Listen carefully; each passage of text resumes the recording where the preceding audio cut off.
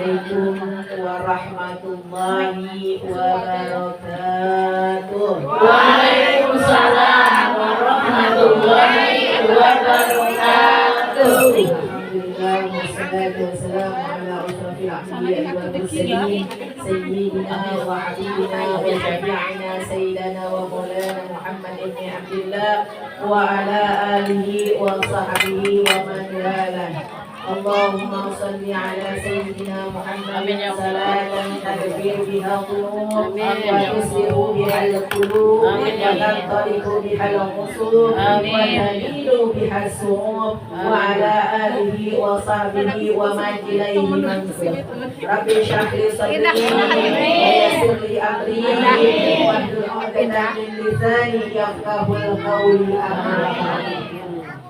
Alhamdulillah, segala puja dan puji syukur marilah sama-sama kita panjatkan kehadirat ilahi Rabbi, di mana selawat dan salam tak lupa kita haturkan pada manusia yang paling agung, manusia yang paling mulia, manusia yang paling amat dimuliakan, yakni baginda besar kita Nabi Allah Muhammad SAW,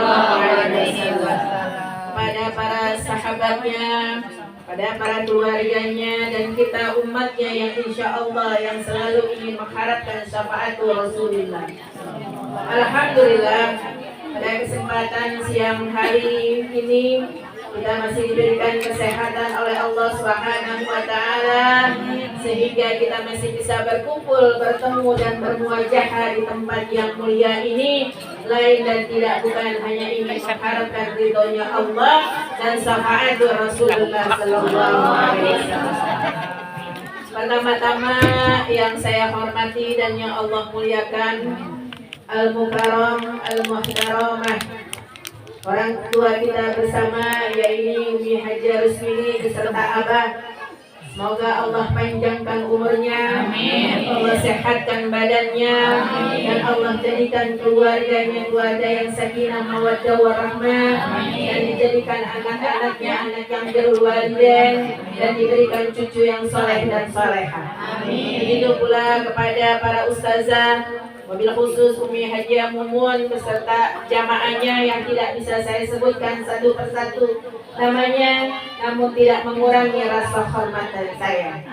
Begitu pula kepada yang saya hormati Al-Mukarram Ustaz Adeng beserta keluarga, mudah-mudahan Allah panjangkan umurnya, Allah sehatkan badannya, Allah tambah ilmu dan keberkahannya. Mudah-mudahan ilmu yang telah diberikan menjadikan ilmu yang manfaat buat kita di dunia sampai akhir nanti. Amin. Ibu Hadratul Mukarramah yang saya hormati dan yang Allah muliakan, waktu sudah amat siang.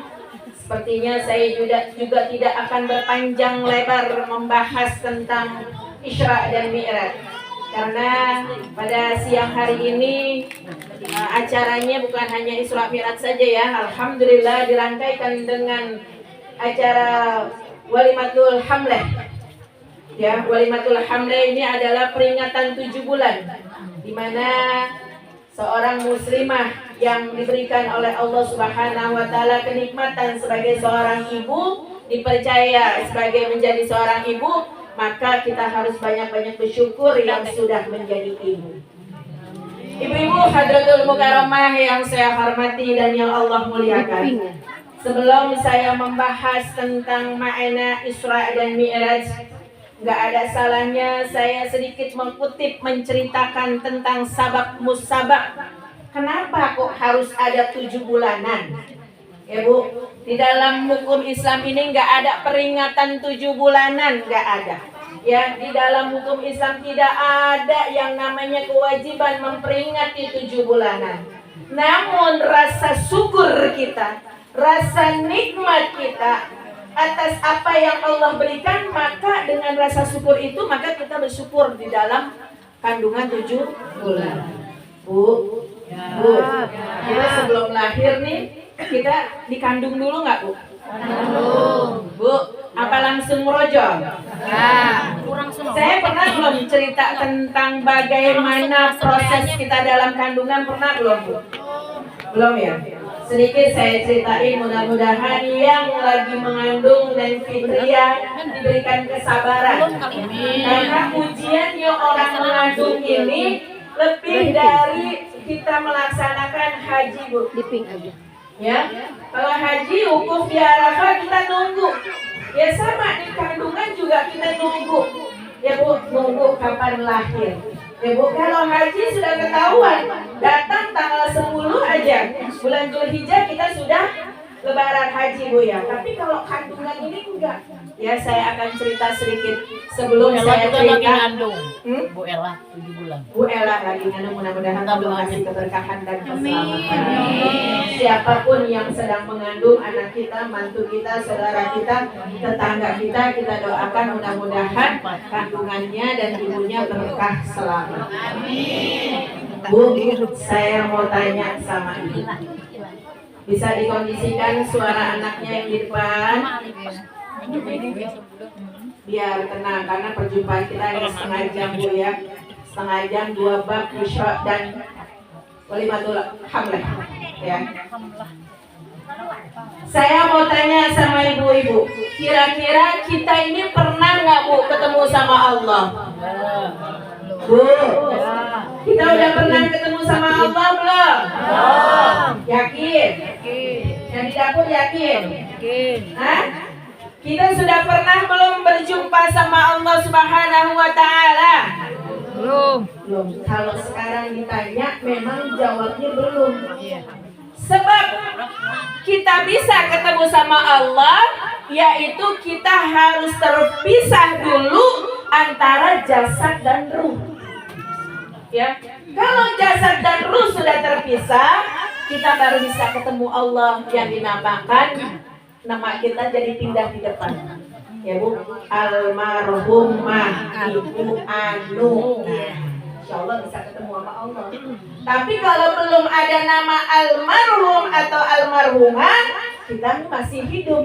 Jadi setiap nyawa yang masih hidup belum bisa bertemu sama Sang Pencipta. Ya itu kan kalau menurut kita, Bu.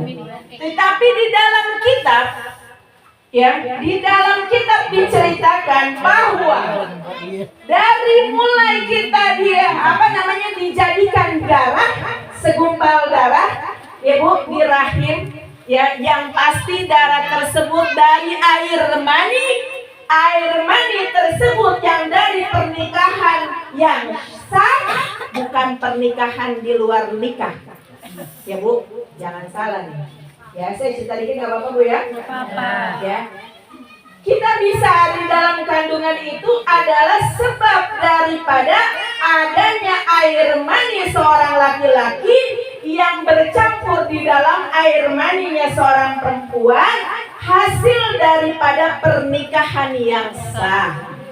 Lalu Allah jadikan segumpal darah, lalu Allah tiupkan ruh, dan jadilah seorang makhluknya Allah. Benar nggak, Bu? Bu, benar nggak? Kalau dalam pernikahan yang sah, maka Allah Subhanahu wa Ta'ala yang langsung memerintahkan malaikat untuk memberikan ruhnya agar ruh tersebut bisa berbicara sama Allah. Jadi begini, kalau yang menikahnya atau hamilnya di luar pernikahan, Allah nggak mau berjumpa sama kita, ya. Karena apa? Di dalam rahim kita ini ada manusia, makhluk yang Allah kehendaki untuk keluar dari rahim seorang perempuan. Kalau bukan kehendak Allah nggak akan mungkin. Berapa banyak ibu-ibu yang nggak dikasih kesempatan sama Allah untuk hamil. Berapa banyak ibu-ibu di luar sana yang pengen hamil, bukan berarti dia tidak dicintai sama Allah. Allah memberikan cintanya lebih dari yang hamil. Ya. Nah, ditaruh nih Bu, segumpal darah menjadi besar, lalu ditiupkan ruhnya dulu nih. Setelah ditiupkan ruh, maka jadi tulang-tulang kecil, Bu ya, kayak ikan teri itu jadi tangan, kiri dan kanan jadi kaki, mata belum ada, Bu. Ya. Saat tangan dan kaki diciptakan sama Allah, setelah ruh dimasukkan ke dalam rahim kita, maka Allah lah yang menemani kita setiap hari. Berarti selama 9 bulan kita selalu berbicara sama Allah. Lupa ya Bu? Lupa ya Bu ya? Ya, lupa kita. Karena apa? Saking nikmatnya hidup di dalam kandungan sampai 9 bulan, singkat ceritanya Bu, karena waktu sudah sedikit ya Bu. Sampai 9 bulan ini kalau orang yang mau ngelahirin itu biasanya suka mules Bu ya. Mules, rangsang deh, pinggang nggak tahu rasanya apa ya Bu ya. Mau buang air ke kamar mandi nggak jadi, mau pipis nggak bisa, tidur celentang nggak bener, tidur miring rasanya napas tinggal di leher, betul nggak Bu? Ya, karena apa? Perjuangan seorang perempuan yang mau melahirkan itu adalah jihad. Makanya kalau ada anak yang durhaka sama orang tua, maka dosanya tidak akan mengampuni sampai akhirnya. Bisa nanti boleh video nggak apa-apa, tapi jangan ikut berisik mulutnya ya. Jadi saya ini juga nggak konsentrasi, ya kencengan suara ibunya ketimbang sayanya gitu. Boleh video, boleh foto saya nggak melarang. Yang penting tetap cepat. Karena momen-momen seperti ini saya jarang memberikan ya Bu ya. Nah inilah bekal kita, jangan sampai sholat kita, ibadah kita sama Allah tunggang-tunggi dengan sabab kita nggak tahu hal yang terkecil ini, maka selama umur kita ini amal ibadah puasa kita nol, nggak ada artinya Bu ya. Saya jadi lupa kalau kayak gini. Ya. Selama 9 bulan kita ini selalu berkomunikasi sama Allah. Tidak Allah tinggalkan sedetik pun kita di dalam kandungan kita. Bahkan kalau ibunya yang salehah, ya bapaknya yang soleh, perut dalam kandungan ini selalu diusap-usap Bu. Ya, dibacain. Ya Rasulullah, salamun alaik ya Rabbi.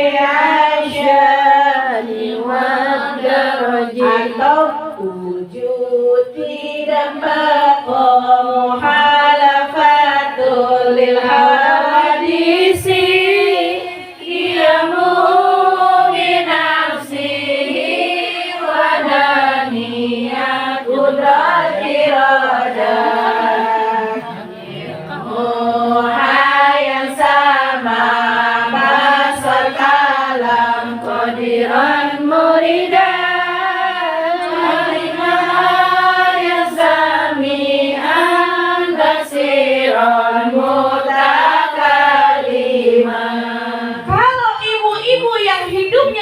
dulu, kalau lagi hamil pasti tuh saban tiap berasa perutnya goyang-goyang dibacain. Kalau enggak setidaknya astagfirullahaladzim, Allahu Akbar. Tapi kalau ibu-ibu zaman sekarang, kalau lagi hamil tuh Bu ya, yang zaman sekarang insya Allah mudah-mudahan yang fitriah nggak seperti itu ya Bu. Ya, dia nyanyi apa Bang Toi ada nggak gitu ya, atau nggak emangnya gue pikirin kan gitu Bu ya. Ya ini bayi dalam perut kita ini ngobrol sama Allah. Kita di dalam kandungan emak kita nanya sama Allah, ya Allah itu ibu itu suara perempuan siapa ya Allah yang lagi aku tumpangi perutnya. Setiap hari bawaannya nyanyi-nyanyi barat, setiap hari bawaannya marah-marah, setiap hari bawaannya gak sabar. Ya Allah, aku tidak mau keluar dari rahim dia. Kalau dalam hamil kita kurang,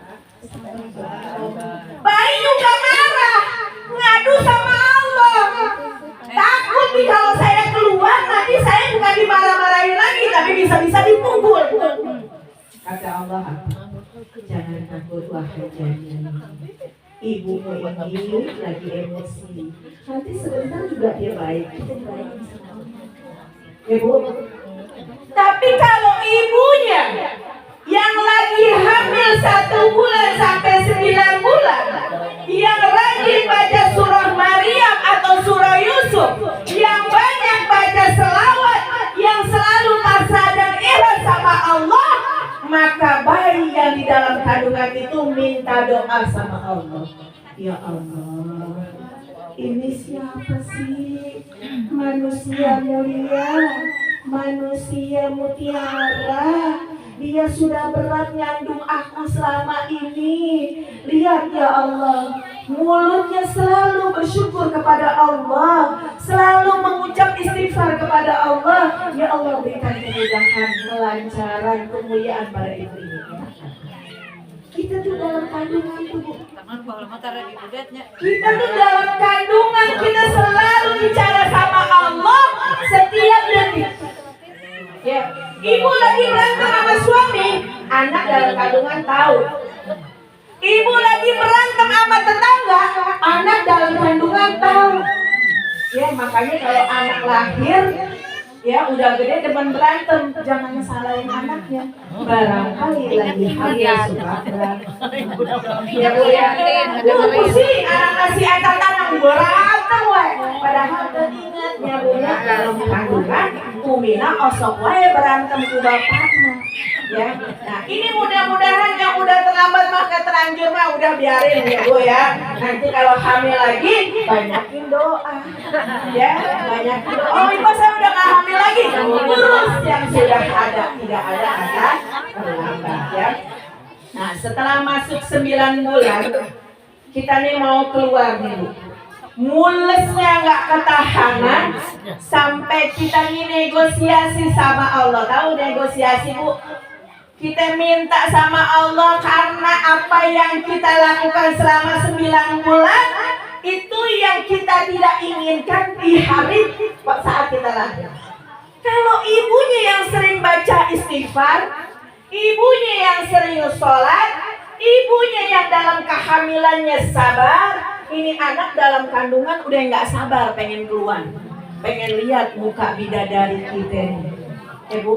Tapi kalau ibunya yang di dalam waktu menghamil atau lagi hamil nggak sabar, bawaannya emosi, maunya marah aja, ini anak nggak mau keluar. Ya, karena apa? Sedang negosiasi sama Allah. Kata kita nih janin, ya Allah saya nggak mau keluar ke dunia. Saya takut nanti kalau saya dilahir di dunia, kira-kira ini siapa yang bakal ngejagain saya? Karena selama dalam kandungan hanya Allah Subhanahu wa Ta'ala yang jagain kita. Ya Bu, bayangin 9 bulan kalau bukan Allah yang jagain kita, kira-kira tuh perut dalam kandungan bisa nggak Bu? Kandungan kita taruh dulu di kamar, kita di kondangan, bisa nggak? Bisa. Pasti kemana aja, mau ke pasar dibawa, mau kondangan dibawa, mau ngaji dibawa. Kalau bukan karena kuasanya Allah, nggak mungkin. Emang bisa dicopotin? Berbicara sama Allah, Allah bilang enggak, wahai janin, engkau harus keluar ke dunia.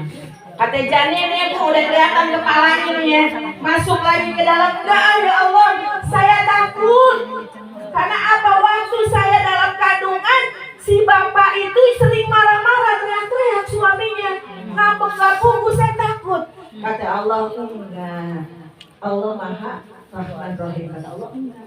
Ayo keluar, dibantu kita dulu keluar. Ya, sampai kita lahir ke dunia, kita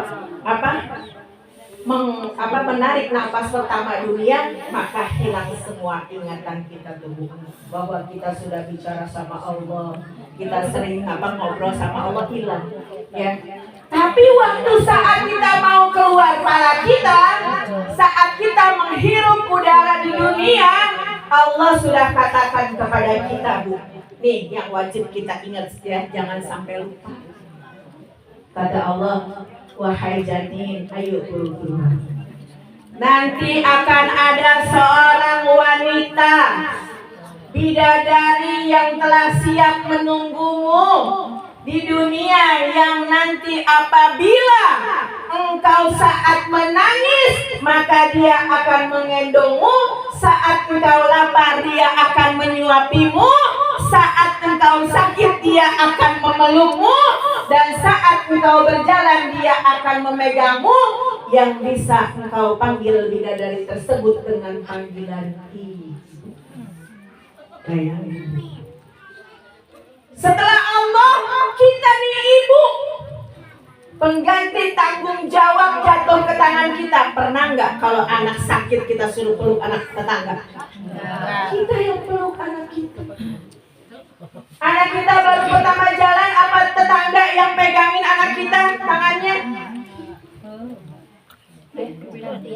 Begitu besar perjuangan seorang ibu, dari mulai sakit dia yang merangkul melindungi, kita kedinginan dia yang selimutin, kita sakit dia yang rawatin, ya Bu, kita lapar dari tangannya dia, padahal dia juga lapar, dia kurang istirahat, dia kurang tidur, tapi saat anaknya nangis kelaparan, tangan ibu kita pertama yang masuk ke dalam mulut kita menyuapi makanan. Betul nggak?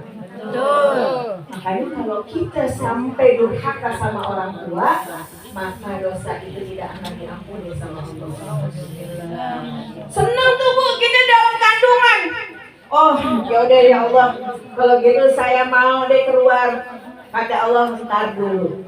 Masih ada satu lagi makhluknya Allah, seorang laki-laki perkasa yang nanti saat engkau keluar, dia yang akan menutupi semua auratmu, semua kebutuhanmu, dan engkau akan menyandang namanya di belakang namamu, yaitu seorang yang gagah perkasa yang bisa kita panggil dengan sebutan ayah. Bayangin, kita bisa sampai sebesar ini. Tegakah ayah kita kalau kita keluar kita tidak pakai baju?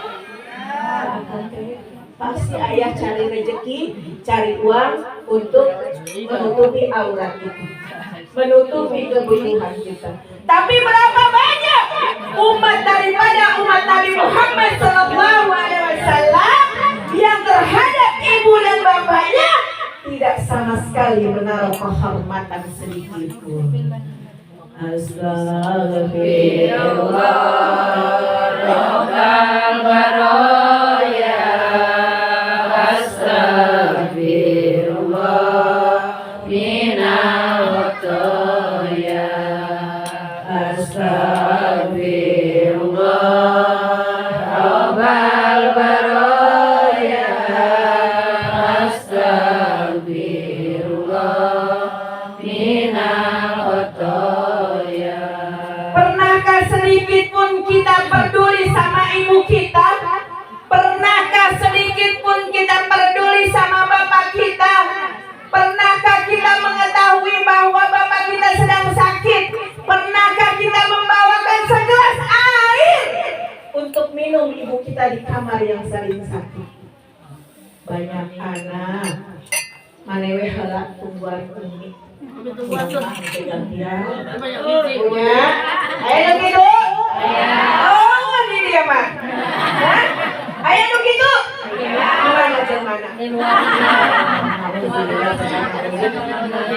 Tapi saat ibu meninggal, saat bapak meninggal, paling pertama yang ditanyakan warisan harta benda bapak. Alhamdulillah semua. Dia tidak memikirkan saat bapaknya lagi stroke. Dia tidak memikirkan bapaknya lagi lumpuh hanya untuk ke kamar mandi minta di papa saja. Anaknya belaga buta. Anaknya belaga buta. Tapi saat kita lapar, tangan ibu kita ini Bu yang mendominasi ke mulut kita. Badan kita ini bisa tertutup auratnya karena pencarian rezeki dari bapak kita Bu. Sayangin bapak kita kalau masih ada. Kalau sudah tiada, bacakan suratul Fatihah. Kirimkan doa agar dia tidak kena azab kuburnya Allah. Kita nggak bisa apa-apa, nggak bisa bikinin rumah yang istimewa. Kita nggak bisa belikan kendaraan yang bagus, tapi kita hormat sama orang tua, insya Allah hidup kita berkah dan mulia.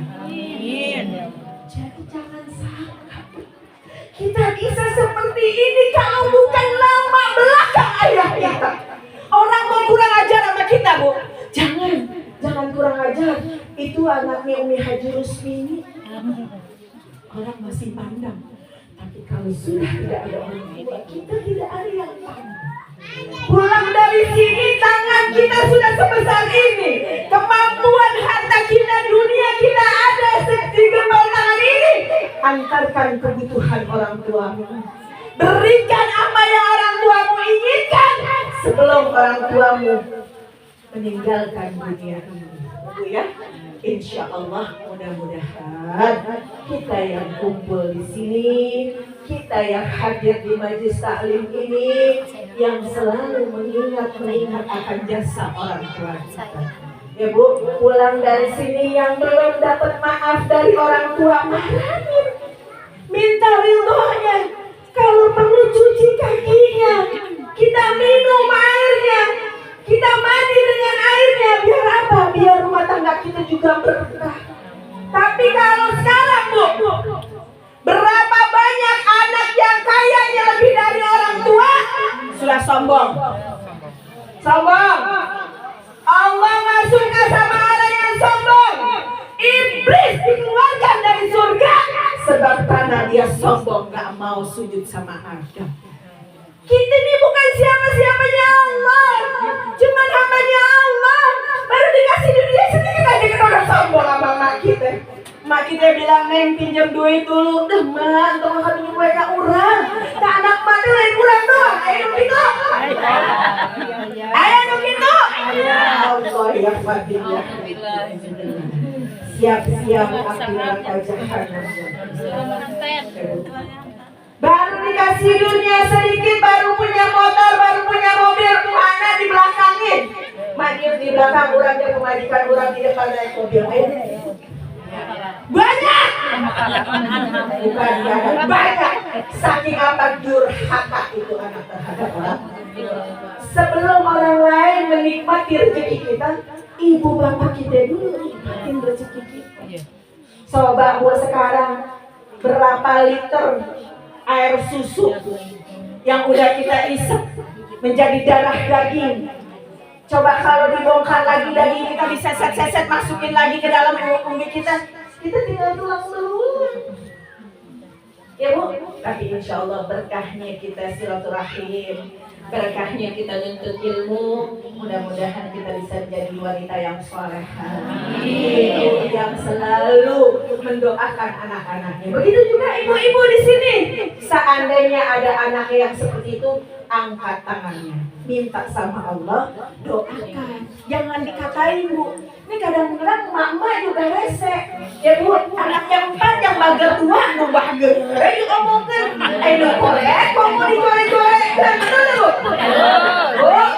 Bu, anaknya 4, nu bager 2. Karena diomong-omong kan, ini saya taman nu bager. Ayo nunjuk nu uncak arah bager, omong.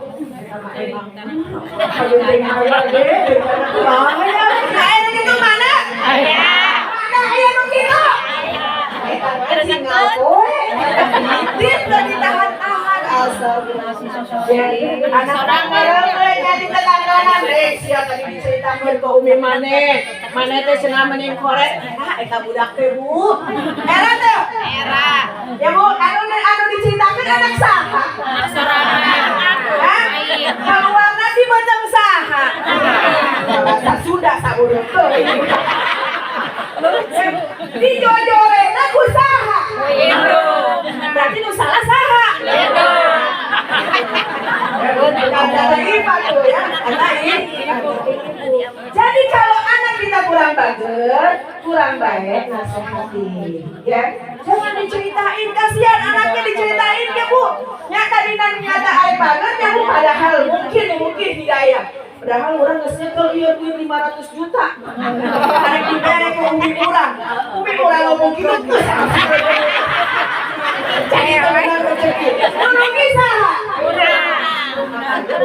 Budak. Pokoknya kesot ya. Lamun ai ngomongkeun budak hati-hatinya Bu. Budak ge boga perasaan. Ya Bu ya. Ibu hadirin mukarramah yang saya hormati dan yang Allah muliakan. Itu bab tentang walimatul hamlah. Kita balik di hari ini, tepatnya kita sama-sama melaksanakan peringatan Isra dan Mi'rajnya Nabi Muhammad SAW. Kalau saja kita mengerti apa itu Isra dan Mi'raj, hanya orang yang punya iman, Bu.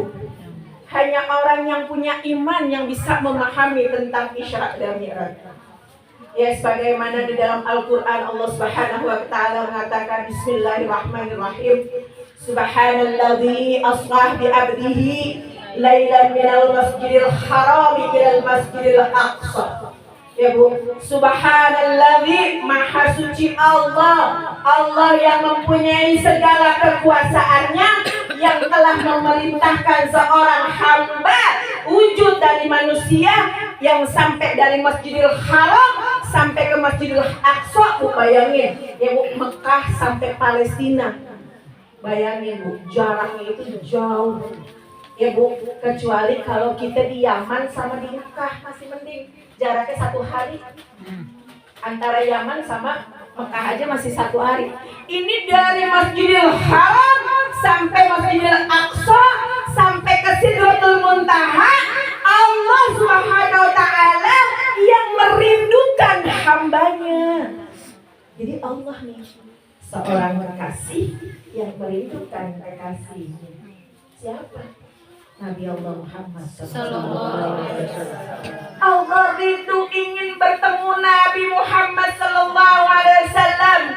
Ya, Nabi Adam diciptakan sama Allah tanpa melihat wujudnya Allah. Nabi Musa diciptakan sama Allah tanpa melihat wujudnya Allah. Nabi Muhammad diciptakan sama Allah tanpa melihat wujudnya Allah. Tapi Allah rindu ingin bertemu sama Nabi Muhammad sallallahu alaihi wasallam. Kejadian ini kejadian yang paling istimewa. Kejadian yang paling menakjubkan seluruh dunia. Ya Bu, tidak pakai nalar lagi otak. Kalau pakai nalar lagi otak nggak mungkin. Saya aja Bu, jalan dari jam 8 sampai Cisarua, kalau nggak macet 8:30 nyampe. Kalau macet bisa jam 11 nyampe sini. Itu yang ditalar oleh nalar otak yang dekat. Sedangkan Masjidil Haram sampai Masjidil Aqsa yang ada di Palestina ini nggak mungkin Nabi bisa berangkat dengan sepertiga malamnya. Coba Bu, kalau bukan karena iman kita sama Allah dan kalau bukan kehendak Allah, nggak mungkin kejadian Isra dan Mi'raj ini akan terlaksana. Ya, Allah rindu pada Nabi Muhammad SAW. Allah pengen bertemu sama Nabi Muhammad SAW. Singkat cerita, Nabi dibawa sama malaikat Jibril dari Masjidil Haram sampai Masjidil Aqsa ini naik buruk. Ya, kuda yang Allah turunkan dari surga. Ya Bu, kuda yang Allah turunkan perintahkan untuk membawa Rasulullah dari Masjidil Haram ke Masjidil Aqsa, dari Masjidil Aqsa sampai ke langit 7, dari langit 7 sampai ketemu lagi Sidratul Muntaha. Di sana perjumpaannya seorang kekasih dengan orang yang dikasihi. Ya, singkat cerita, Nabi naik dari tangga 1 nih, langit 1. Ya, ada Nabi Isa di sana. Ya, Nabi Isa ini tinggalnya di langit 1, langit pertama Bu. Jadi Nabi Isa ini tahu perilaku umatnya Nabi Muhammad. Ya, naik lagi ke langit kedua, ke langit ketiga, sampai ke langit 6 dan 7, sampai Nabi Muhammad Sallallahu Alaihi Wasallam sampai di Sidratul Muntaha ketemu sama Allah Subhanahu Wa Taala. Lalu kata malaikat Jibril, wahai Rasulullah, sholatlah engkau 2 rakaat di sini. Sholat Nabi 2 rakaat. Allah udah di depannya Nabi Muhammad, saking rindunya. Pas Nabi Muhammad SAW sujud, dia bangun, ya Bu, dia sholat, dia bangun, dia makanya kita kalau lagi sholat tuh jangan sampai gegabah nih, ya. Imannya kita ditinggali gitu, jadi bahasa Sunda ya Bu. Dilihat dari apa? Dari waktu kita tahiyat. Ya, karena percakapan Allah SWT dengan nabinya, dengan Nabi Muhammad saat dia tahiyat. Makanya Nabi disuruh sholat 2 rakaat sama malaikat Jibril. Pas dia sujud lalu dia bangkit dari sujudnya, dia langsung tahiyat akhir. Ya Nabi Nabi mengatakan at-tahiyatul mubarakatus salawatut thayyibatu lillah. Dijawab sama Allah. Ya Bu ya. Ya. Allah udah menyambut Nabi Muhammad sallallahu alaihi wasallam dengan kalimat at-tahiyatul mubarakatus salawatut. Makanya kita kalau lagi sholat nih, at-tahiyatul mubarakatus salawatut. Itu aja yang dipakai sama Allah untuk ngobrol sama Nabi. Nabi mengucapkan salam waktu tahiyat saat bertemu sama Allah. Sampai kata Nabi, assalamu alayka ayyuhan nabi wa rahmatullahi. Allah mengucapkan kepada Nabi, assalamu alayka ayyuhan nabi wa rahmatullahi wa barakatuh.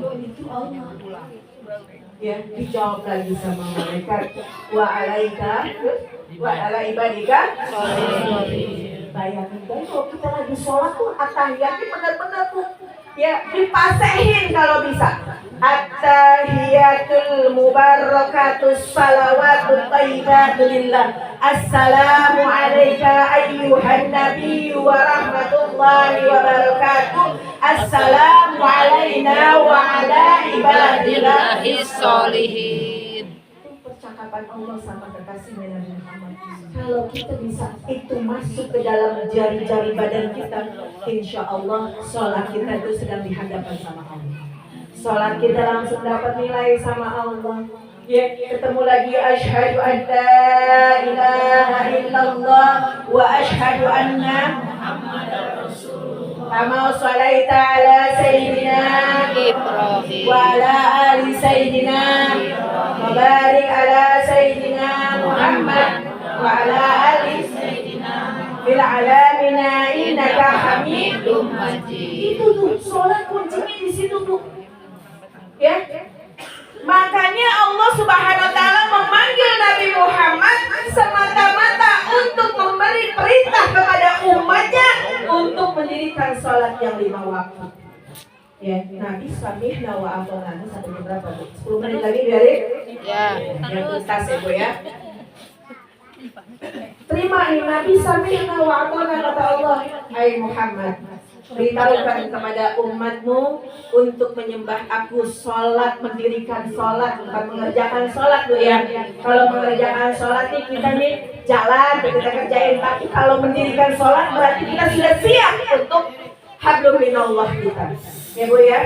Nah, turun nih Nabi Muhammad SAW dengan samihna wa ata'nanya, dengan tawadunya sama Allah, dia turun ke langit 7, turun lagi ke langit 6, 5, 4 ketemu Nabi Musa alaihi salam. Kata Nabi Musa apa? Hai Muhammad, apakah engkau telah bertemu dengan Rabbmu? Iya, saya telah bertemu sama Allah Subhanahu wa taala. Hadiah apa yang Allah berikan kepadamu wahai Muhammad? Ya, ini Nabi Musa tahu Bu. Hadiah apa yang Allah berikan wahai Muhammad? Kata Nabi Muhammad SAW, aku diberi hadiah untuk beritahukan kepada umatku untuk menjalankan sholat yang 50 waktu. Kata Nabi Musa, 50 waktu? Muhammad, minta lagi pengurangan sama Allah. Gak akan mungkin sanggup umatku, kecuali umatku. Kalau umatku setiap hari sholatnya 1000 rakaat. Kalau umatku gak akan sanggup. Naik ke atas lagi. Baru sampai langit 4 tubuh mau turun. Naik. Minta kurangin 5. Turun lagi. Ketemu lagi di langit yang sama, di langit 4. Kata Nabi Musa, udah dikurangin Muhammad. Udah sama siapa? Sama Allah. Aku minta kurangin 5 jadi berapa? 45. Enggak mungkin sanggup. Belum bisa. Naik lagi Bu. Setiap kali naik pengurangannya 5 sampai 20 sampai 10, terakhir sampai 5. Lalu Nabi Musa alaihissalam mengatakan, wahai Muhammad, ini sudah yang ke-10 kali, berarti berapa? Ini wahai Nabi Musa, kata Nabi Muhammad, tidak Bu. Bu, ya. Kata Nabi Musa, berapa terakhir ya Muhammad? Sudah Nabi Musa. Saya sudah minta sama Allah 5 waktu. Kalau saya minta lagi sama Allah habis, nggak ada ibadah sama Allah. Kata Nabi Musa, apa senyum bu? Pasti bilang 5 rakaat, 5 waktu. Senyum Nabi Musa. Kata Nabi Musa, ya mudah-mudahan ya Nabi Muhammad, mudah-mudahan umatmu semua menjalankan sholat. 5 waktu saja masih engkak-engkak. Apalagi 52. Perjuangan Nabi naik bu dari kami 1 sampai Sidratul Muntaha 10 kali cuma buat kita doang. Tapi sudah dikurangi 5. Kita masih hianat sama Nabi Muhammad SAW. Karena cuma 5 waktu ibu. Duhur nanti sholatnya asar. Udah maghrib, mau mandi maghrib. Maghrib pulang kodok bedanya. Ayo dikiranya mati bisa dikodok kali. Ya sampai akhirnya sudah deal di 5. Akhirnya Nabi Muhammad SAW, singkat cerita saja, terdengar saat mau menaiki buruk lagi, mau ke dari Masjidil Aqsa kali ke Masjidil Haram, di langit pertama Nabi Muhammad SAW dari langit ke-1 sampai langit ke-7 di Sidratul Muntaha dilihatin kekuasaan Allah, dilihatkan tubuh cerminnya surga, dilihatkan indahnya surga, dipertontonkan bahagianya orang yang di dalam surga. Tapi saat Nabi turun, Nabi diperlihatkan bermacam-macam siksa api neraka jahanam. Alhamdulillah, di lantai 1 itu saat Nabi mau duduk di kudanya tuh, di buruk itu terdengar suatu jeritan. Kita ceritanya neraka aja bu ya. Kalau soalnya mah kita mah ngebakyak, tahu ngebakyak kalau kata orang Jakarta nih ngomong ngoceh-ngoceh baru ada kopi sama teh. Saya ini ceramah udah mau sejam belum ada air putih. Maksudnya belum ada air putih. Nanti kalau di surga saya baru ngomong hati saya pengen buah apel. Ceramah udah 1 jam belum ada pakai telemboy. Betul. Jadi apa surga? Apa neraka saya nggak tahu deh. Yang satu musibah tuh gara-gara ipahnya ya. Lanjut. Iya, mana be? Ada air nggak? Udah berapa jam? Bisa kan kita ngomong ya kan? Nah kalau di surga ya pakai ngomong begini bu. Celuk datang air. Ya kan? Celuk pengen buah, datang buah. Kita juga. Tapi dia lagi ngambil air tuh di mana? Jadi malu kan panitianya. Nah, lanjut bu. Begini. Saking aslinya sampai akhir kagak dikasih. Orang tisu aja boleh bawa sendiri.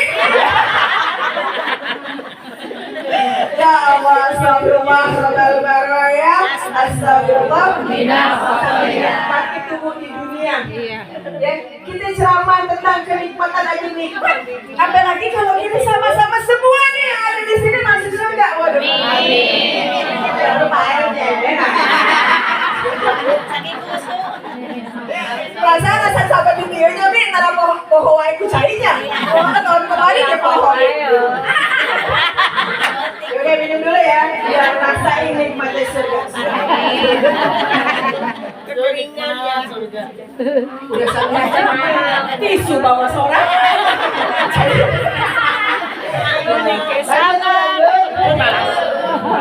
Kita turun nih. Ya, Nabi mau selesai deh, ganti nih 5 rakaat nih, 5 waktu. Turun di langit terakhir nih, langit pertama. Terdengar suara tangisan menjerit bu. Ya, kan tadi sudah diperlihatkan surga tuh, gambarannya seperti dunia ya Allah milik kita sendiri bu ya. Nah, dilihatin Nabi Muhammad SAW bertanya kepada malaikat Jibril, wahai malaikat Jibril, itu suara apa? Sampai suaranya itu mengganggu apa nih? Embun-embun saya nih. Perasaan dia teriak, embun-embunnya Nabi tuh terung gitu loh. Saking kencengnya teriakan itu saat jadi mengganggu daripada otak kepalanya Nabi Muhammad SAW. Kata malaikat Jibril apa? Hai Muhammad, itu adalah ilustrasi gambaran di mana nanti umatmu di dunia yang tidak taat sama Allah, maka itu azab yang diterima. Kata Nabi Muhammad penasaran Jibril, pengen lihat boleh nggak? Boleh. Pak Jibril diantarin Bu, baru neraka jahanam yang pertama nih. Ya Bu, neraka kan ada banyak tuh, ada 7, apalagi neraka yang dihuni sampai hari kiamat. Ya itu salah satunya adalah anak yang durhaka sama orang tua. Itu nggak sama yang suka main riba. Itu neraka jahanam sampai 7 turunan itu ada di dalam situ, nggak keluar-keluar. Kita udah di surga, udah jalan sirat, udah nikmatin telaganya Kausar, dia masing dihantam aja sama bara api. Ya kata Nabi Adam, kata Nabi Muhammad SAW, ya udah Jibril, tapi nggak boleh masuk. Kata Jibril, bahaya, malaikatnya galak-galak. Kata Nabi, takut Nabi Muhammad, ya kan? Dia nggak kenal sama Nabi Muhammad. Kita intip aja deh Jibril, ayo diantarin sama Jibril. Lagi mau diintip, penjaga neraka itu langsung buka pintu. Siapa katanya? Oh saya Jibril. Mau ngapain kesini? Kasar.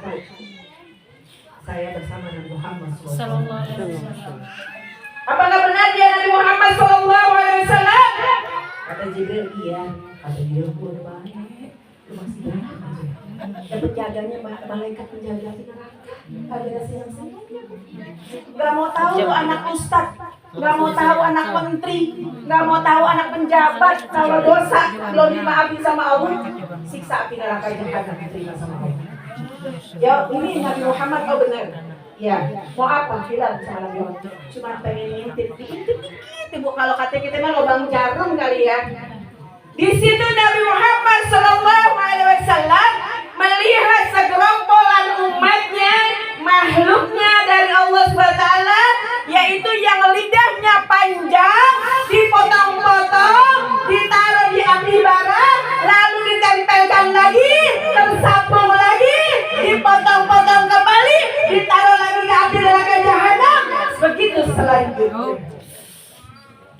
Menangis Rasulullah SAW bertanya kepada malaikat Jibril, "Hei Jibril, apakah gerakan dosa yang diperbuat umatmu saat ini?"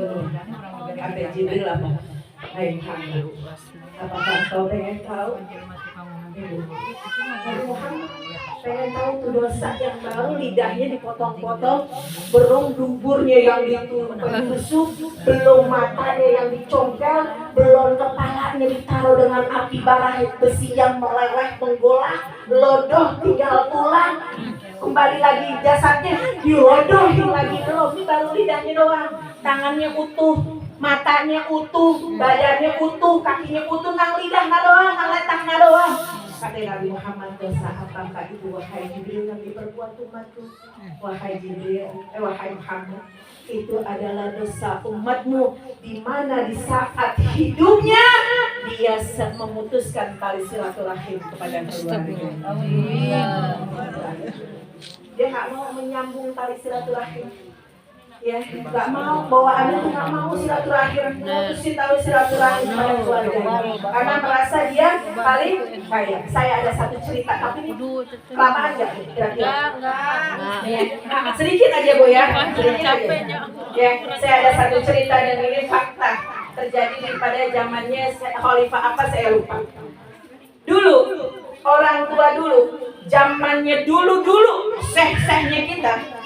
Itu kalau yang namanya berangkat haji berbulan-bulan, betul nggak? Betul. Jangan kayak saya aja Bu, jangankan sampai seh-seh.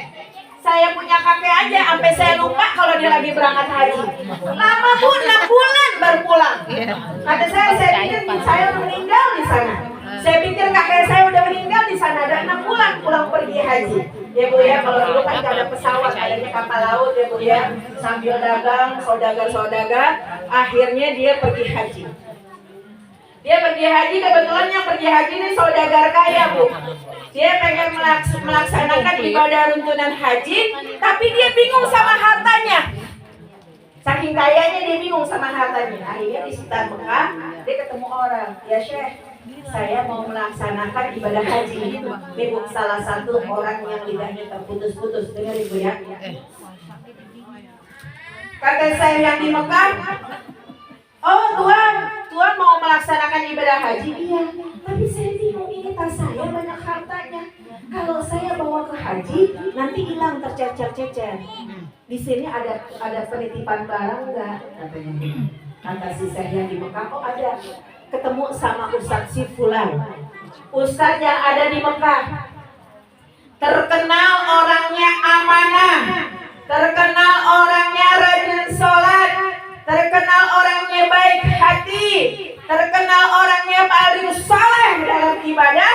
Maka seluruh penduduk kota Mekah kalau punya apa-apa nitipnya sama dia karena dia percaya sama satu orang. Oh gitu, di mana rumahnya? Kata si Syekh. Oh di sana di jalan, kata si Tuan. Sampai rumah itu, diketok rumahnya nggak kaya, tapi Allahnya amanah, jaga amanah, soleh, ibadahnya sama Allah tawadu. Ya bu, kira-kira tuh dapat surga juga dunia akhirat ini ya. Dia ketuk, assalamualaikum ya Syekh. Saya Fulan bin Fulan, saya mau ibadah haji, saya mau titip harta saya di sini. Saya titipkan kepada Anda, nanti setelah ibadah haji saya selesai, saya ambil. Oh iya Tuan, silakan. Dicatat Bu. Hartanya berapa, dirhamnya berapa, apa dicatat. Singkat cerita selesai ini Syekh melaksanakan ibadah haji. Tiba-tiba dia ingat sama tas yang dia titip. Ya Bu ya, kita kan kalau nitip tas tuh ingat ya. Apalagi harusnya dua yang baik banget ya. Dia parah nih itu Bu ke rumah si Syekh tersebut. Dia assalamualaikum lagi, dia udah gembira nih hajinya udah dapat, harta yang dititipin sama orang yang amanah, dia udah tinggal pulang ke negaranya. Lalu pas dia ketepun ke rumah tersebut, yang buka anaknya. Assalamualaikum, waalaikumsalam. Ya Tuan, nyari siapa? Saya nyari Ustadz anu. Oh iya, ada gerangan apa Ustadz Tuan? Saya menitipkan harta saya di bapak itu. Tuan, maaf, katanya si anak nih, ya. Bapak saya 4 hari yang lalu meninggal. Aduh. Harta yang punya Tuan, tas yang punya Tuan, kami nggak tahu karena bapak saya saking amanah. Tadi dia nggak pernah cerita kalau ada orang yang nitip barang. Ini orang yang punya harta telah kabur Bu, gimana kita tuh Bu? Kalau duit kita diambil sama bank aja kita emosi banget ya Bu. Berarti sama Bang Emok tuh. Kita mah bukan dia ambil duit kita ngambil duit Bang Emok. Ya Bu ya, gitu. Nah terus udah gitu udah. Akhirnya dia sedih nih si Syekh. Dia ibadah lagi dalam Masjidil Haram, ketemu satu ulama, ditanya, Syekh kenapa kamu mukanya sampai pucat begitu? Saya mau pulang ke negara saya nggak punya duit. Harta yang saya siapkan untuk pulang, saya titipkan sama yang Fulan itu, ternyata Fulan itu meninggal. Oh iya benar, 4 hari yang lalu dia meninggal. Lalu bagaimana dia bilang? Ini Syekh ulama terbesar di Mekah.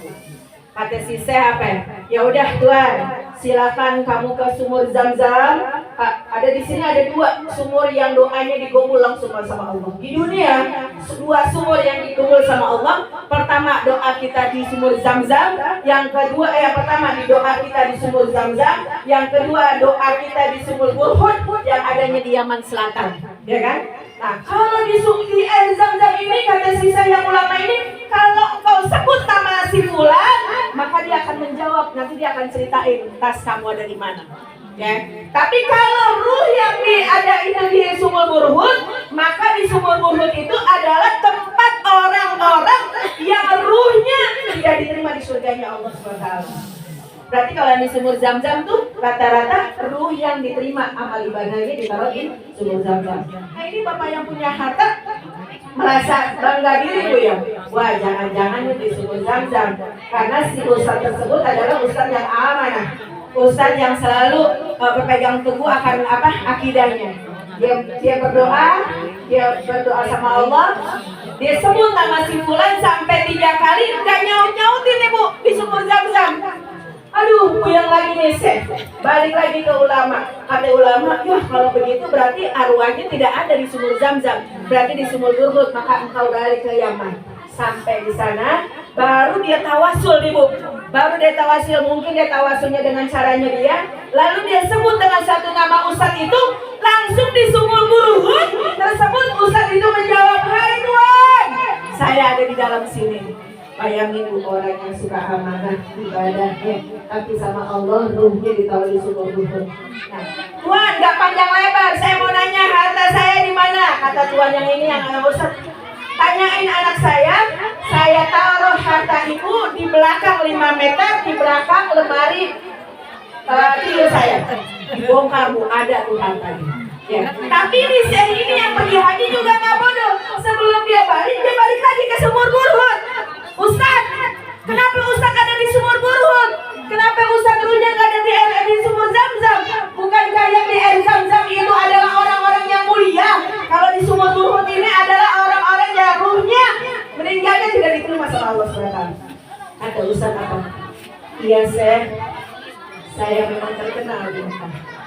Ibadah saya, amanah saya, tapi menjelang detik-detik meninggal saya, datang saudari perempuan saya, minta tolong sama saya untuk pinjam duit, saya bilang tidak ada.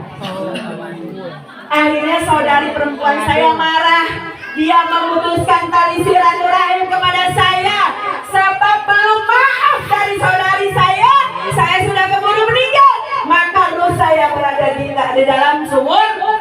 Alhamdulillah, alhamdulillah. Itu baru menuliskan tali silaturahim. Bagaimana kalau kita tidak mengerjakan sholat, mendirikan sholat, kita tidak zakat, kita tidak puasa, kita tidak bersedekah, apa yang kita mau ambil bu ya?